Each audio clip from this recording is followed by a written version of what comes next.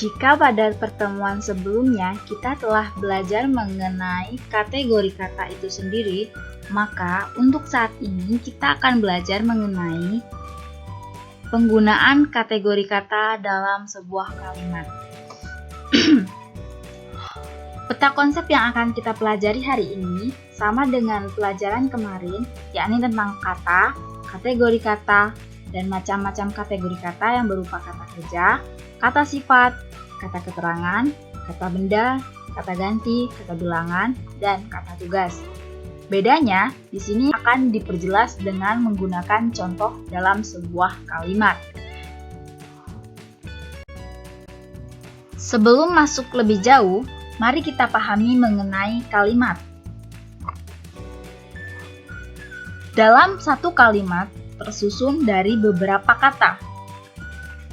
Kata merupakan unsur utama dalam membentuk sebuah kalimat. Dalam kalimat, kata memiliki kedudukan atau jabatan seperti subjek, predikat, objek, dan keterangan. Jika sudah memahami tentang kalimat, maka kita akan berlanjut kepada penggunaan kategori kata dalam sebuah kalimat. Jika pada pertemuan sebelumnya kita sudah membahas pengertian atau penjelasan pada masing-masing kategori kata, sekarang kita akan menggunakan penerapannya. Pertama, dalam kata kerja atau verba. Verba dasar bebas, contohnya duduk, makan, dan pergi. Jika diterapkan dalam kalimat, Arina sedang duduk di taman. Arina makan nasi padang. Arina pergi ke salon Bu Heni. Kata yang digarisbawahi, duduk, makan, pergi, merupakan sebuah verba dasar bebas atau kata kerja bebas. Berlanjut kepada verba turunan. Verba turunan itu sendiri dibagi menjadi beberapa bagian. Pertama, verba yang berafiks yang mendapat imbuhan. Contoh, mengejar. Dari kata kejar yang diimbuhi kata me. Contoh penerapan dalam kalimatnya adalah Arina mengejar kucing merah di lapangan. Mengejar. Di garis bawahi. Verba berduplikasi atau pengulangan. Seperti kata marah-marah. Jika digunakan dalam sebuah kalimat, ibu sedang marah-marah kepada adik. Dilanjut pada verba selanjutnya, yakni verba berproses gabung. Pada kata tersenyum-senyum. Contoh dalam kalimat, Arina tersenyum-senyum sepanjang jalan. Verba majemuk seperti unjuk gigi. Contoh penggunaan dalam kalimat, Arina sedang unjuk gigi mengenai bakatnya di bidang olahraga. Verba transitif atau kata kerja yang membutuhkan objek. Saya menulis surat. Verba intransitif, kata kerja yang tak memerlukan objek, contohnya, mereka duduk di taman. Bahasan selanjutnya, kita akan membahas tentang kategori kata yang berupa kata sifat, contoh penerapannya dalam sebuah kalimat. Ingat, kata sifat itu sendiri dibagi menjadi dua, yakni kata sifat dasar dan kata sifat turunan. Dalam kata sifat dasar, dicontohkan pada kata bangga yang jika diterapkan pada sebuah kalimat, ibu bangga melihat keberhasilan Arina. Bangga di sini merupakan sebuah kata sifat. Sedangkan pada adjektiva turunan dipecah lagi menjadi beberapa jenis. Yang pertama, adjektiva berafiks pada kata kesepian. Semenjak ditinggal Arina, ibu merasa kesepian. Kata kesepian merupakan adjektiva. Adjektiva yang berduplikasi. Contoh pada kata cantik-cantik. Siswi itu nampak cantik-cantik menggunakan kebaya. Pada adjektiva yang berafiks i, wi, atau ia. Contoh pada kata duniawi, jika diterapkan pada sebuah kalimat, harta yang dicari berupa duniawi. Sedangkan adjektiva deverbalisasi, misalnya pada kata melengking. Suara anak itu terdengar seperti melengking.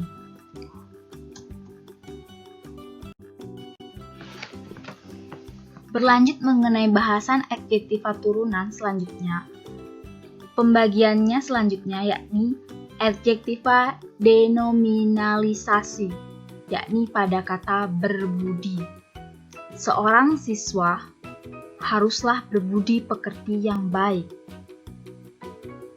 Adjektiva adverbialisasi, misalnya pada kata bersungguh-sungguh. Contoh penerapan dalam kalimatnya, anak itu sangat bersungguh-sungguh dalam mengerjakan tugas. Adjektiva denumerilia, misalnya pada kata menyeluruh. Contoh dalam kalimat, kegiatan ini bersifat menyeluruh, artinya semua siswa wajib ikut. Adjektiva deinterjeksi, misalnya, aduhai anak yang lewat di depan rumah itu. Adjektiva majemuk, misalnya pada kata panjang tangan. Maling itu dimasukkan ke dalam penjara karena panjang tangan. Adjektiva eksesif atau berlebih-lebihan, misalnya pada kata maha kuasa. Tawakal kepada yang maha kuasa.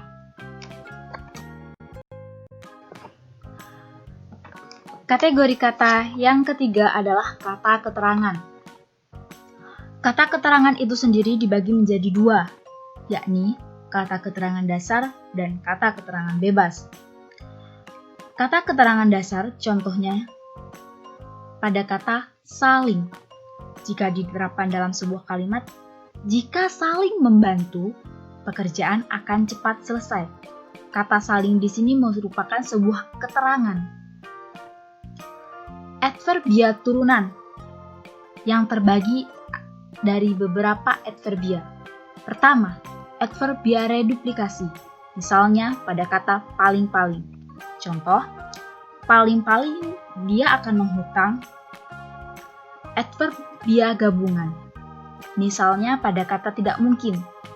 Contoh, masalah seperti ini tidak mungkin dapat ditemukan pelakunya.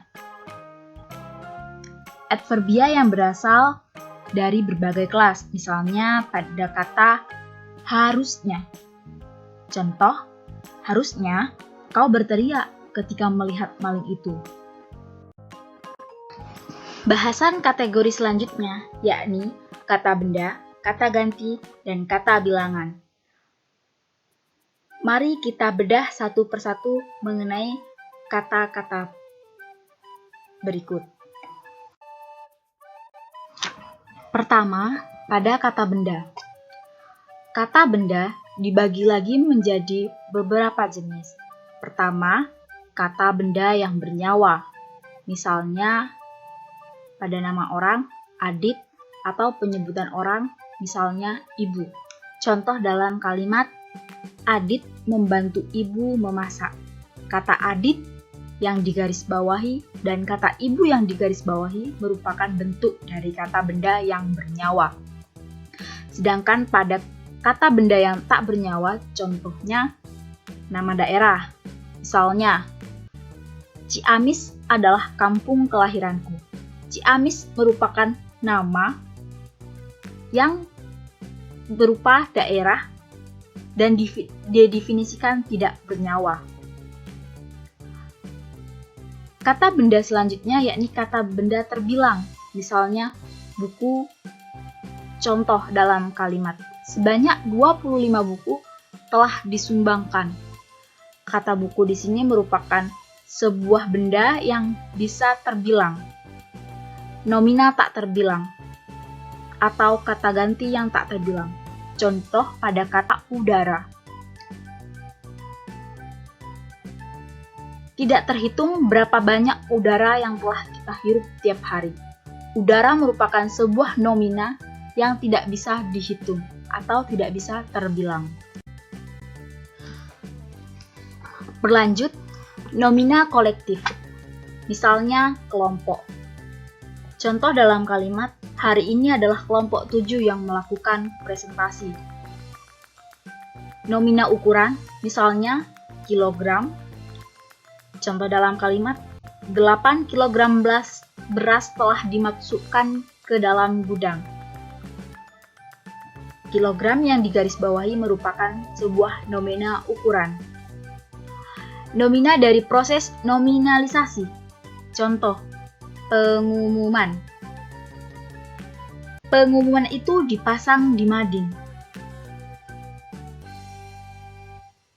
Nominalisasi selanjutnya, yakni nominalisasi dengan si dan sang. Misalnya, si kecil. Contoh dalam kalimat, si kecil itu ternyata adik Renita. Kata si di sini merupakan sebuah nominalisasi. Nominalisasi dengan yang, misalnya yang lari. Contoh dalam kalimat, yang lari di depan pagar adalah Cinta dan Lala. Berlanjut mengenai penggunaan kategori kata berupa kata ganti dalam sebuah kalimat. Kategori kata yang disebut pronomina ini dibagi menjadi 3, yakni pronomina persona, pronomina penunjuk, dan pronomina penanya. Pronomina persona merupakan kata ganti orang. Pada kata mereka, contohnya, mereka yang tergabung dalam kelompok 1 adalah Lita, Nana, dan Laila. Contoh pada kata dia sedang menangis. Kata dia di sini merujuk pada seseorang. Sedangkan pada pronomina penunjuk, contohnya pada kata di sini, baju itu tolong diletakkan di sini. Sedangkan pada pronomina penanya, kata ganti tanya, siapa yang terlibat dalam kasus ini akan dilaporkan. Kata siapa di sini merupakan sebuah kata ganti yang bersifat menanya.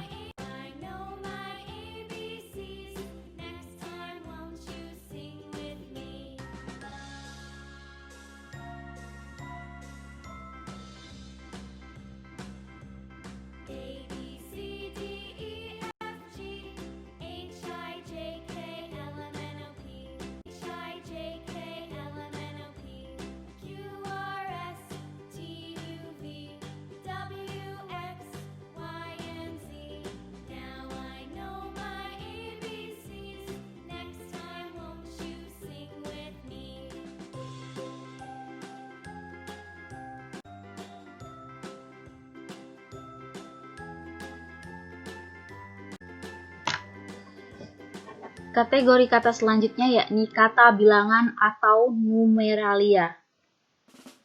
Kata bilangan dipecah lagi menjadi 2, yakni numeralia utama atau kardinal, numeralia kolektif. Numeralia utama atau kardinal, contohnya pada kata 12, 1 lusin, 5, 6, dan sebagainya. Contoh pada penerapan kalimat, kata 12. 12 orang telah diamankan. Pada kata 1 lusin, buku itu sebanyak 1 lusin.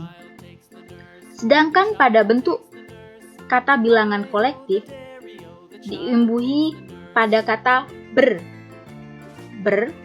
plus number. Anak itu menunggu ibunya selama bertahun-tahun.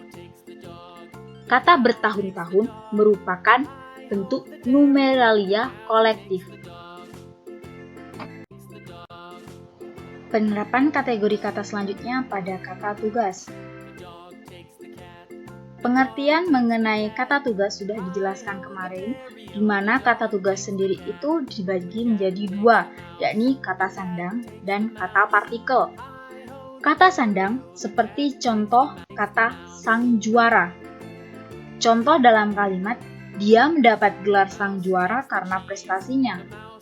Kata sang juara merupakan sebuah sandang atau predikat yang sudah diterapkan kepada si dia.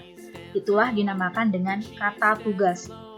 Sedangkan kata partikel pada kata pun. Contoh dalam kalimat, dia pun tak mengetahui kejadian saat itu. Kata pun merupakan sebuah kata partikel yang merupakan bagian dari kata tugas. Sekian pembelajaran hari ini, semoga bermanfaat. Terima kasih dan sampai jumpa.